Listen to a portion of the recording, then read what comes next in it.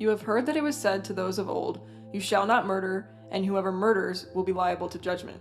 But I say to you that everyone who is angry with his brother will be liable to judgment. Whoever insults his brother will be liable to the council, and whoever says, "You fool," will be liable to the hell of fire. So if you are offering your gift at the altar and there remember that your brother has something against you, leave your gift there before the altar and go. First, be reconciled to your brother, and then come and offer your gift. Come to terms quickly with your accuser while you are going with him to court, lest your accuser hand you over to the judge, and the judge to the guard, and you be put in prison. Truly, I say to you, you will never get out until you have paid the last penny. You have heard that it was said, "You shall not commit adultery." But I say to you that anyone who looks at a woman with lustful intent has already committed adultery with her in his heart. If your right eye causes you to sin, tear it out and throw it away. For it is better that you lose one of your members than your whole body be thrown into hell. And if your right hand causes you to sin, cut it off and throw it away. For it is better that you lose one of your members than your whole body go into hell. It was also said, "Whoever divorces his wife, let him give her a certificate of divorce." But I say to you that everyone who divorces his wife, except on the ground of sexual immorality, makes her commit adultery, and whoever marries a divorced woman commits adultery. Again, you have heard that it was said to those of old, "You shall not swear falsely, but shall perform to the Lord what you have sworn." But I say to you, do not take an oath at all, either by heaven, for it is the throne of God, or by the earth, for it is his footstool, or by Jerusalem, for it is the city of the great king. And do not take an oath by your head, for you cannot make one hair white or black.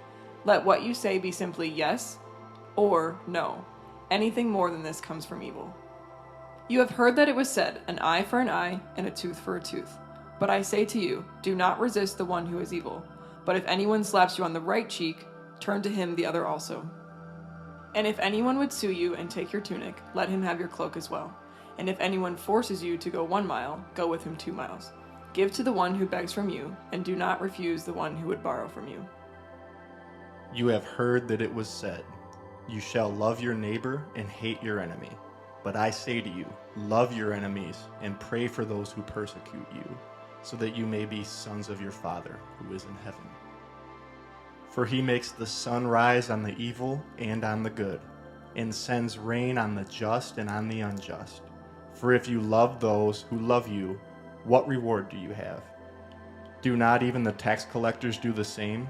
And if you greet only your brothers, what more are you doing than others? Do not even the Gentiles do the same? You, therefore, must be perfect, as your heavenly Father is perfect.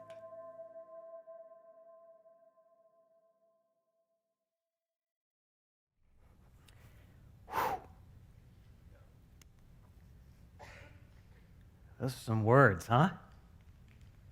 Those are some words.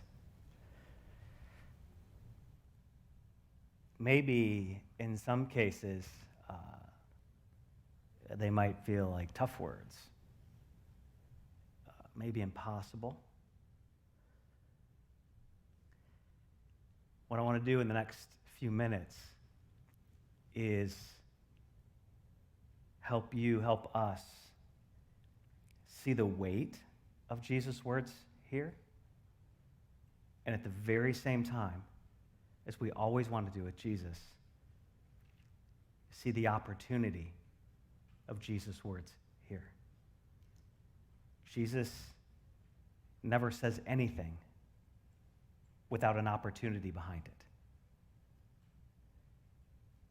The weight of his words and the opportunity of his words. They're part of a much longer talk of Jesus. Much longer talk that gets called the Sermon on the Mount, because he delivers it on this mountainside. And we started at the end, and this is going to be really helpful for us to see in the context where we're going today. We started at the end of this a few weeks ago, where Jesus wraps this whole message of his up, including words like we just heard and we're going to talk about today. And he says, what I'm really inviting you to do is build your life on my way. Build your life on my way. And that's a rock. That's going to be a very firm footing for you to live on. It's going to be a very firm footing on which you can exist and experience. Jesus says, I want to invite you to do it. Now, if you don't want to do it, you can build your life independently of me, and that'll be like sand, and there's going to be times it looks good and feels secure, but it's very unstable. It's very weak, very easily pushed out from underneath you. Sometimes partially, sometimes totally. And it's with this in mind, like when you hear the words of Jesus, what we're really doing is we're kind of going back to the end here all the time and saying, okay, what will I do with these words of Jesus? And again, that's why it's helpful to know that inside the words of Jesus, sometimes there is this weight with them. But there's always an opportunity. The words that we just heard, I want to go back one verse before that, one line before that.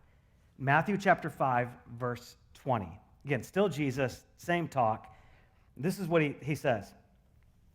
He says, "For I tell you, all these people that are listening to him, unless your righteousness exceeds that of the scribes and the Pharisees, you will never enter the kingdom of heaven." Listen, when Jesus says the kingdom of heaven, it's often reference to two things. It is our future heaven, right? This new earth and this new heaven.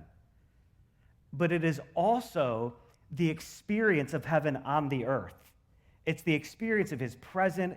It's the experience of his cause. It's the experience of his healing and his joy and his purpose and his ability to dream in supernatural ways that impact the world in which we're living. It is not just, I don't want to miss heaven out there somewhere. Hey, friends, listen, I don't want to, and I don't want you to miss heaven right here. Heaven on this earth. That's what Jesus is talking about. He's like, I don't want you to miss the chance to live in the way and in the rhythm and in the benefits and in the cause and in the strength of my kingdom. But he says, in order to do that, your righteousness, which is kind of a weird church word, and we've been doing some church words on build night, and so we'll touch on righteousness here this morning for a second. Your righteousness got to be better than the Pharisees, these religious leaders. So righteousness, that's the big thing. We first just got to say, what is it? Like, what is righteousness at its base level, at its core? What is righteousness? There's really two ways that we could define righteousness, and the first one is really defined by the Pharisees. Okay, the Pharisees would say that in order to live righteous, you need to exactly and perfectly keep every word and letter of what was known as the law. You got to keep you got to keep it with perfection. You got to be so on it. You have to be perfect in conduct. Now, we tend to throw a lot of stones at the Pharisees, but one thing we just got to come back to for a second is we do have to acknowledge that nobody was more devoted than the Pharisees. The most religiously devoted group of the day was not yet followers of Jesus. It was Pharisees. The best church attendance, the best small group participation, the best tithers. Jesus, it's the only thing Jesus ever complimented the men of the mound, by the way, is tithing. Right? Giving things to the poor, that was Pharisees. Most faithful prayers, Pharisees. Right? I mean, look, there was a lot that was broken, but nobody was more devoted than the Pharisees. And to try to express their devotion, they said, you got to keep this law. And the law really, it started with the 10 Commandments, okay, that we could find in the Old Testament. And God gives these 10 Commandments to Moses. And then, like, those commandments expand a little bit. Like, people start adding to them because they want to try and keep the first 10. And, so then you end up with these hundreds of commandments. Hundreds of rules and laws and regulations, right? Pharisee says, you got to keep them all. Every single one of them, and you better do it exactly. There's a lot of pressure in that. I struggle with the speed limit, let alone 900 other things, right? I mean, right? It's like, oh man, that's some pressure. Now Jesus comes along, and he says, hey, if you want to get in the kingdom of heaven, you got to do better than those guys. Wait, what? Well, Jesus, but here's the gift. Jesus defines righteousness differently. Jesus says, hey, if you want to know what righteousness is, he says, it's me. Jesus defines righteousness as himself.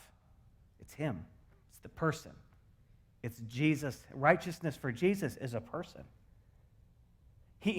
Jesus is in perfect connection and intimacy with his heavenly Father, right? And righteousness is what? It's something right. It's something made right, kept right, is right. His relationship with the heavenly Father is right. It's the way it's designed to be. He says, if you really want to know righteousness, that's me. Just watch me. And so Jesus, again, this is very different. Nobody's offering this yet. The Pharisees are saying, look at us. But the Pharisees are saying, look at us because we're really good. We'd like some of your attention. And we actually kind of want to intimidate you as well. And we want to kind of lord these things over you. Jesus is saying, I'm gonna give you me. I'm not just going to hold up a standard and say good luck like the Pharisees were doing. I'm going to give you me. That's very different than anything these people had encountered in the day. Now, just before we go any further, I just want to invite you to do a little check. To not just how devoted are you to Jesus or spiritual things or religious things, however you want to term it, not just how devoted are you, but what are you actually devoted to?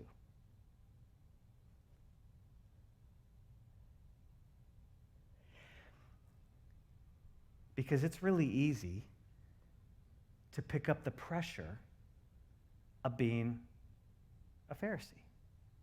It's very easy to say, I'm devoted, and so I must do. I'm devoted. I love Jesus, and so I have to, and I must do. It's very easy to kind of pick some of that up. It's very easy to put that on each other. Some of you have been in environments where it's just overtly put on people. Okay, I get it. I'm super sorry for those environments. But sometimes it's also much more subtle. And so it's in that context that Jesus, he talks about all these topics, right? He talks about adultery and lust and hatred and murder. He talks about divorce and marriage and vows and let your yes be yes, no be no, retaliation, all these things, right? Jesus talks about all these things in this, just paragraph after paragraph, right? It's just coming at you. And when you just hear it, it's like, oh my word, how could I ever possibly do that? I don't even know how to do that. Well, to help understand it, again, to see the weight and the opportunity, let's talk about it for a second. There's a couple repeated phrases in this little teaching of Jesus, this smaller section of this teaching of Jesus, right? The first one is, but you've heard it said, you've heard it said, you've heard it said, you've heard it said, you've heard it. Did you hear it over and over and over again? What Jesus is doing when he says you've heard it said, he's speaking their language. He's referring to the law.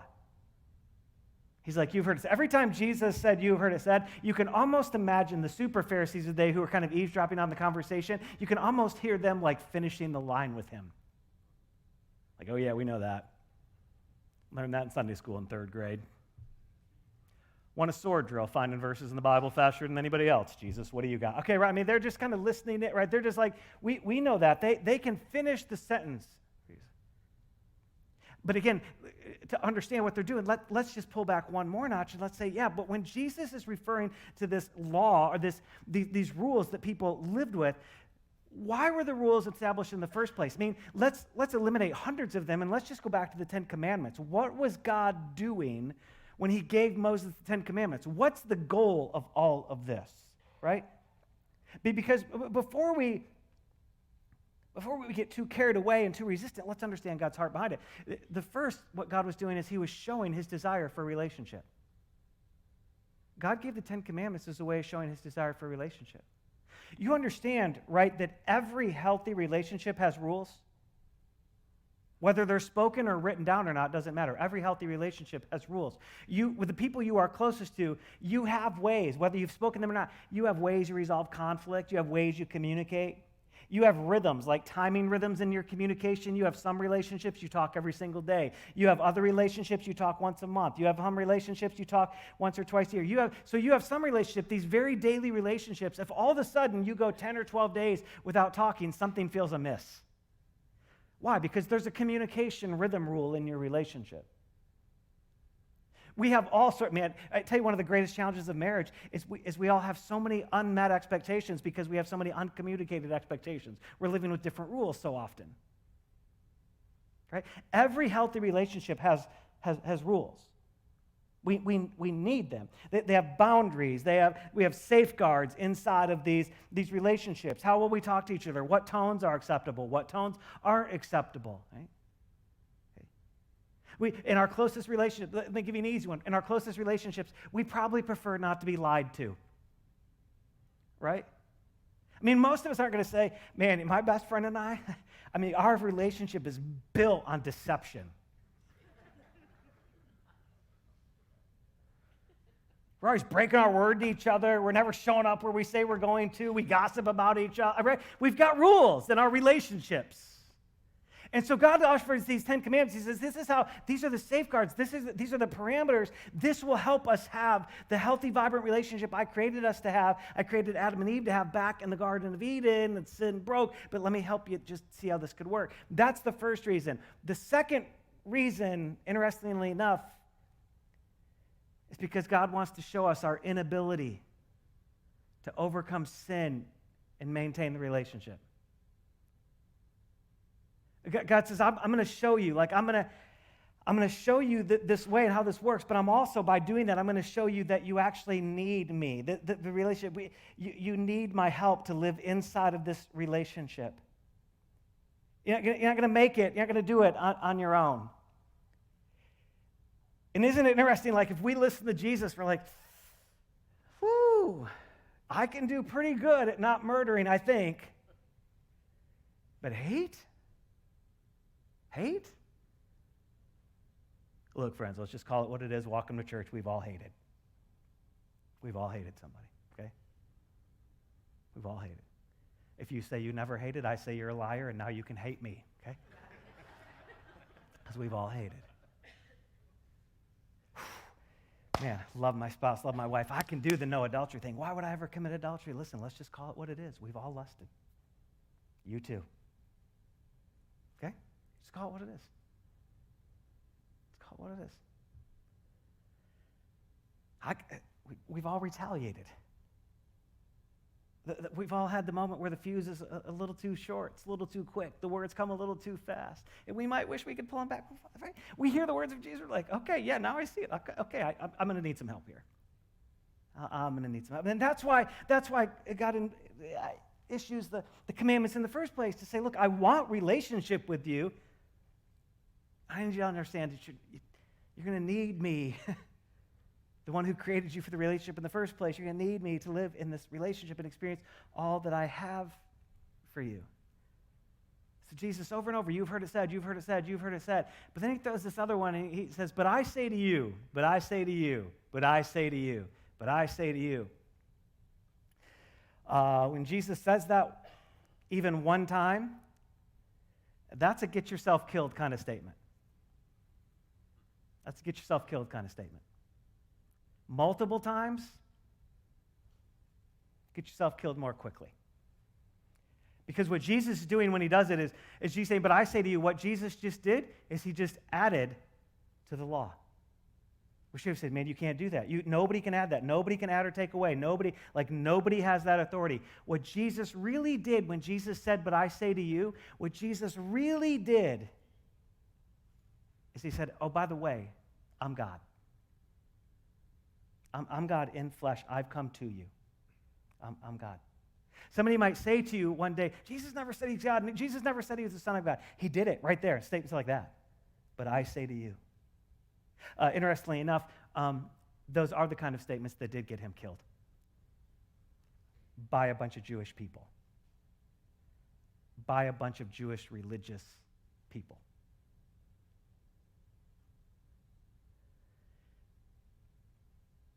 But I say to you. And did you notice that every time Jesus said, but I say to you, did you notice he did this really funny thing of raise the, right? Like he elevated the standard, right? He elevated it. He's like, again, it's one thing to not murder. Okay, let's not do that. Hey, but I don't even want you to hate. Whoa. Jesus, I thought you came to make things easier, not harder. Don't commit adultery. Like, just stay faithful in your marriage. Like, this is like a unique intimacy I've created you to experience. Like, but also, like, don't lust. Jesus, really? I mean, like, but here's what's funny that I think we often miss, and we especially miss it with Jesus. Significantly raising the standard actually makes things easier. When you significantly raise the standard on something, you actually make it easier. If you're in school and you're struggling in something, you know, like maybe you got this like low C, high D thing going to class, or whatever, and you're like, man, I don't want to do that. I'm not going to tolerate that. I really want to work. I really want to work, towards a middle C.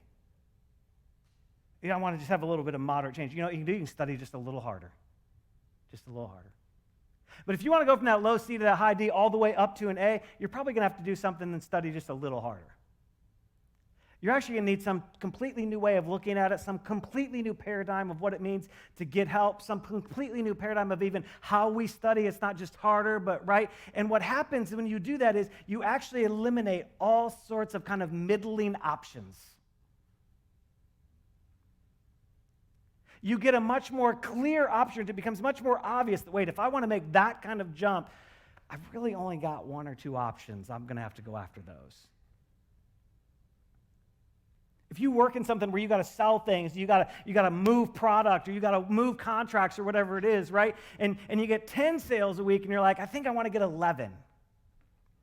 I'll make 4 more phone calls, or I'll make 2 more drop-in visits, or whatever. But if you make 10 a week, and you're like, you know what? Nope, I want to go 50. It's going to take more than just phone calls. There's going to be some paradigm shift in it that says, now wait a second. But here's what makes it easier.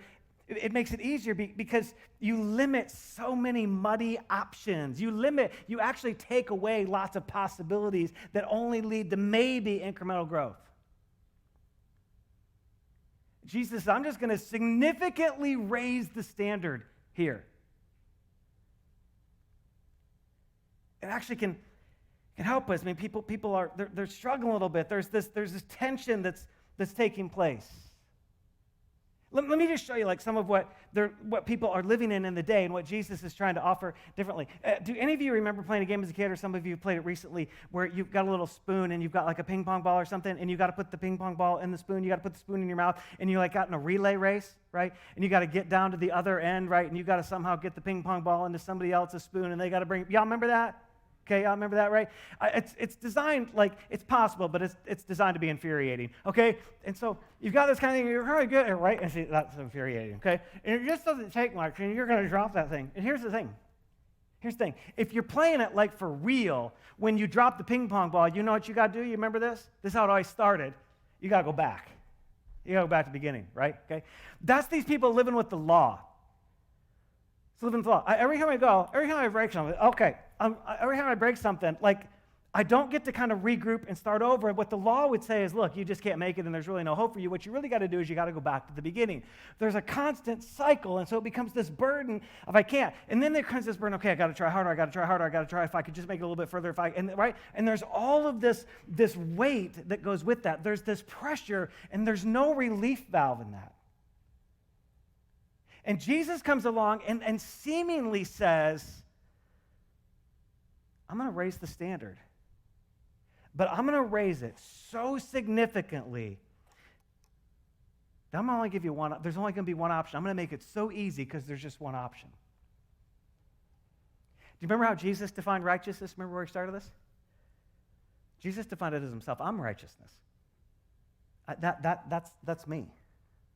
I have this right relationship with God. I am your pathway to a right relationship with God. Your conduct isn't your pathway. I'm your pathway to a right relationship with God, and your right relationship with God will shape your conduct. So there's a couple ways we get to respond to this. The first one is really simply this. And listen, long-term church people, please hear me on this. Please just like give yourself a moment. It's going to sound too easy. It's to actually receive his righteousness. It's actually to receive, like to say, I can do nothing, so I will take his. I have nothing. I cannot get the ping pong ball to the other end. I will take his. I'll take his righteousness. Again, that's completely different than what anybody else was saying. And candidly, it's completely different than what anybody else is saying today. The difference between Jesus following and every other religion in the world is that Jesus came to us to give us himself. Every other religion in the world is based on you doing something to get to a God. Jesus is doing something so completely different. And he just makes it so much easier because he's just like, I'm your option. I'm your option. It's just me. Receive his righteousness. Look at this verse quickly from 2 Corinthians chapter 5.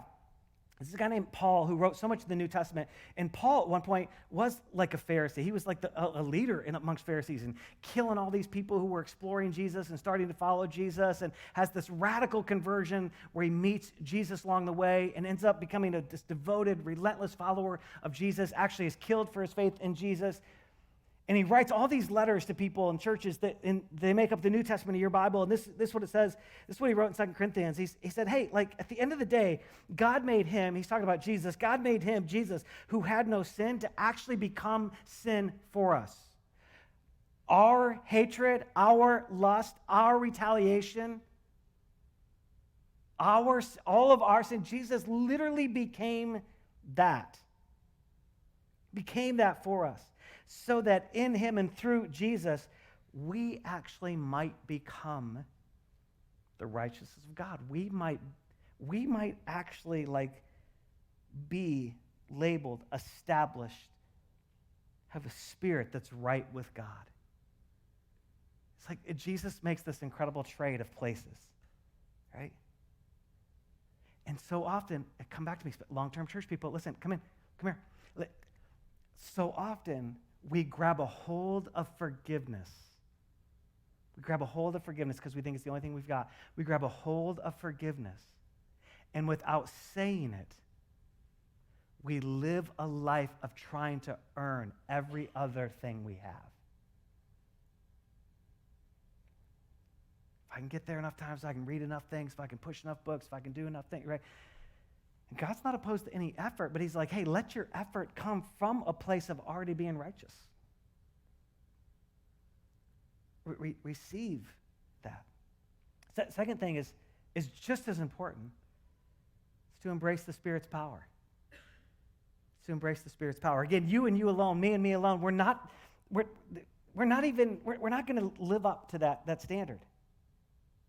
And so what Jesus is doing, he's given us very weighty words, but he's given us an opportunity to see clearly that there's one way to live this.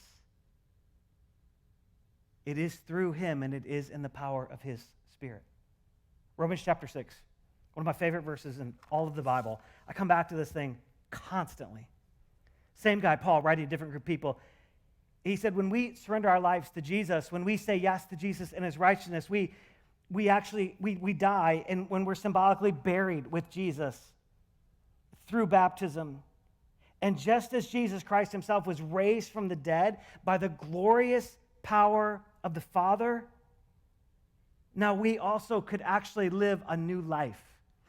Paul says, look, the same way Jesus was raised from the dead, and Paul's in the sentences around, he's talking about how the Spirit is involved in that. It's like the same way that Jesus was physically raised from the dead, captured back out. You get a resurrection. You get made new. You get to live in the Spirit's power. You don't get to just be made right with God.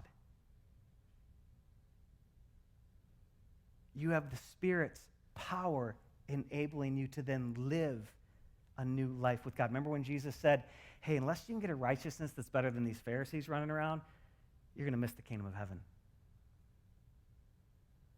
You're going to miss the kingdom of heaven. You're going to miss his healing power. You're going to miss the depth of his joy. You're going to miss living for a real cause and a real purpose. You're going to miss real intimacy with me and our Father in heaven. Unless you can get a righteousness better than that. So Jesus offers it.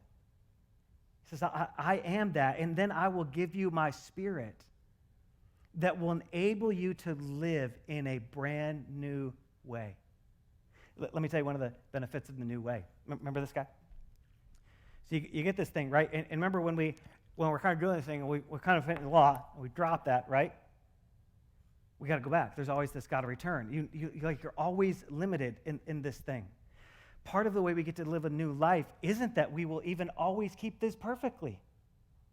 Right? Our conduct will not always be perfect. Our spirit and our condition with God is made perfect, but our conduct, we still got some mess ups. We still got some blemishes. We still live selfishly and rebel against God sometimes, right? But there's this new way of living in it because we're this new creation. We have this new appreciation for what Jesus has actually done for us.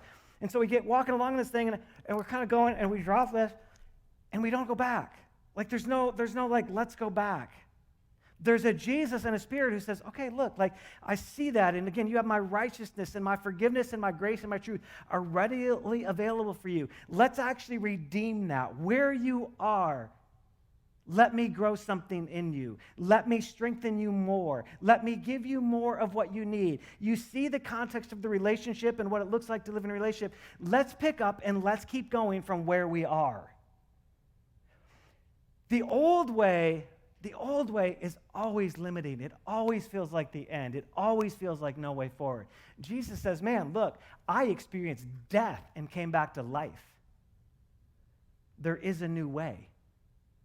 So you might lose this thing somewhere along the way. Or you're going to keep going, right? And you're going to lose it again. And you know what? We're going to regroup. And I want to forgive you. You're going to be repentant because you understand my love for you and what I've done for you. And we're going to regroup, and we're going to keep moving. But look, listen, but here, let me just give you all sorts of freedom. You're not going to make that on willpower. Your willpower just isn't that good. It's just not. Some of you have a lot more willpower than me, but it's not that good. You will not, every day of your life, say no to hatred, no to lust, no to breaking oaths, no to retaliation, no to broken. You just won't. Why? Because we do have this human nature in us. But here's the good news. Here's what Jesus is kind of getting at. Here's what Paul's reinforcing. The Spirit's power is always greater than your willpower.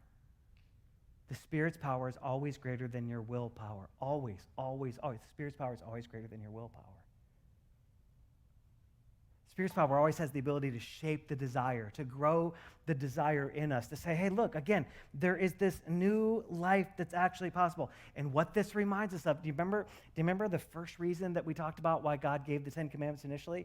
It's because he wanted to define the relationship, and he's communicating his heart for the relationship. Him giving us his Spirit and the Spirit's power is really the same thing. It's God still saying, the thing I want most with you is the relationship. The thing I want most with you is your joyful reliance on me and my joyful work in your life. The thing I want most with you is the intimacy we can have in each step along the way. The thing I want least for you is for you to be deceived by religion in a way that gets you through some prayers but then leaves you disconnected from me.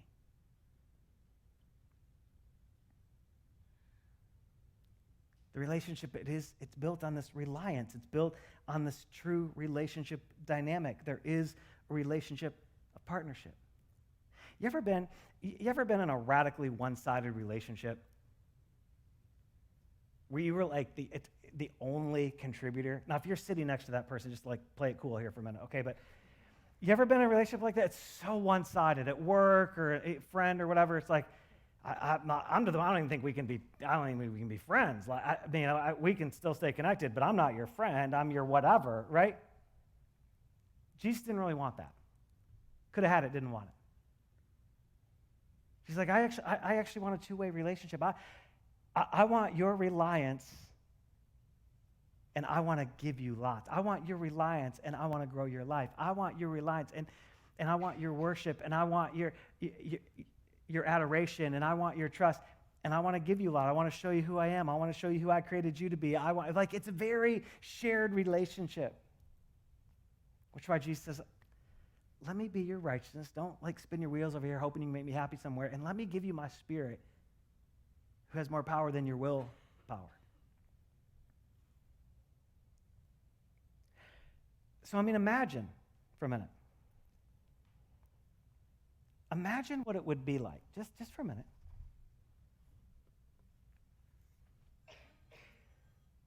To live some of what Jesus is saying there. Think about it. Just think about it. And what if you could feel a little hope stir? Let me just read you a couple things. How good would it be? How good would it be to hate less? How good would it be to hate less? Hate people less, certain people less, organizations less, groups less. How good would that be? Let's go one better. How good would it be to hate less? Or even not hate at all?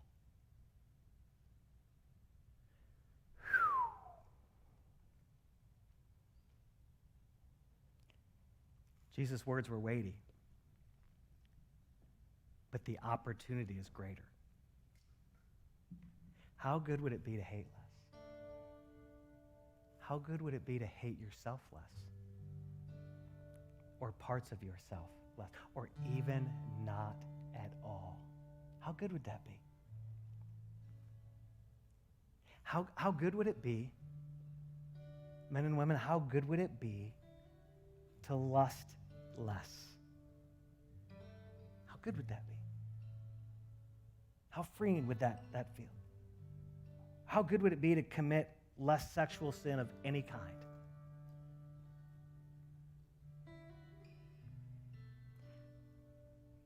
How good would it be to not lust at all?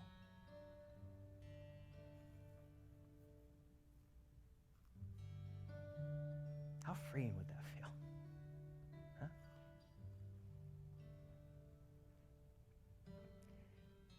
How good would it be to just let your word be your word?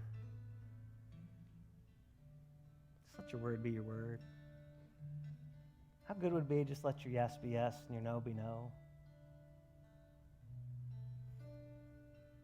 Not have to promise and swear on things, not have to try and live up to something. Just let your yes be yes, your no be no. Be honest with your yeses and be honest with your no's. How good would that be? Huh? And how good would it be to be a part of a broader community of people in a world of people who, when people said yes, you could count on their yes. When they said no, you could trust their no. How good would that be? It's part of what Jesus is inviting, right? It's not just weighty words. It's a big opportunity. It's like build your life on this. Build your life on this. How good would it be? Listen, how good would it be to have less divorce?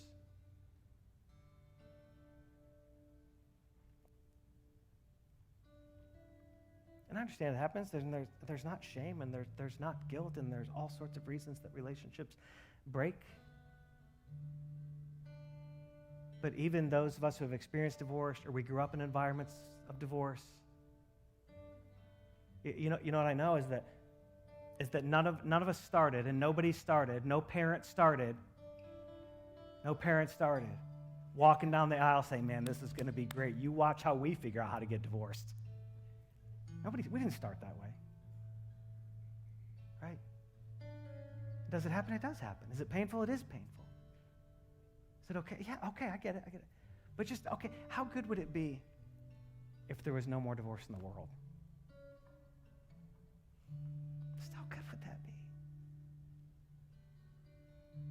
Jesus' words are weighty, but the opportunity is greater.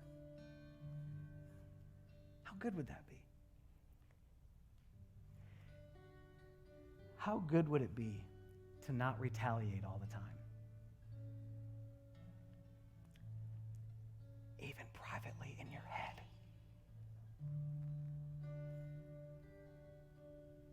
On social media. How good would it be? be to not retaliate? How good would it be to not retaliate at all?